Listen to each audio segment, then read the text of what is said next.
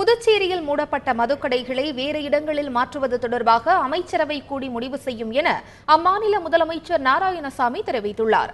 புதுச்சேரியில் போலியோ சொட்டு மருந்து முகாமை கொசப்பாளையம் ஆரம்ப சுகாதார மையத்தில் அம்மாநில முதலமைச்சர் நாராயணசாமி தொடங்கி வைத்தார். பின்னர் செய்தியாளர்களிடம் பேசிய அவர், உச்சநீதிமன்ற உத்தரவை அமல்படுத்தும் வகையில் புதுச்சேரியில் தேசிய மற்றும் மாநில நெடுஞ்சாலைகளில் உள்ள மதுக்கடைகள் மூடப்பட்டதாக கூறினார். அவற்றை பொதுமக்களுக்கு பாதிப்பு ஏற்படாத வகையில் வேறு இடங்களுக்கு மாற்றுவது தொடர்பாக நாளை அமைச்சரவை கூடி முடிவு செய்யும் என்றும் அவர் கூறினார். புதுச்சேரி மாநிலத்தில் சுமார் 186 மதுக்கடைகள் இதனால் பாதிக்கப்பட்டிருக்கின்றன. அதற்காக வருகின்ற நாளைய தினம் எங்களுடைய அமைச்சரவை கூட்டத்தை கூட்டி அது சம்பந்தமாக நடவடிக்கை எடுத்து புதுச்சேரி மாநிலத்தில் கொம்யூன் பஞ்சாயத்தில் உள்ள சாலைகள், நகராட்சியில் உள்ள சாலைகள் இவைகளெல்லாம் கணக்கெடுத்து எந்தெந்த பகுதிகளில் மக்களுக்கு பாதிக்கப்படாத வகையில் இந்த மதுக்கடைகள் நடத்துவதற்கு சம்பந்தமாக உச்சநீதிமன்ற தீர்ப்பை ஏற்று அதற்கான நடவடிக்கை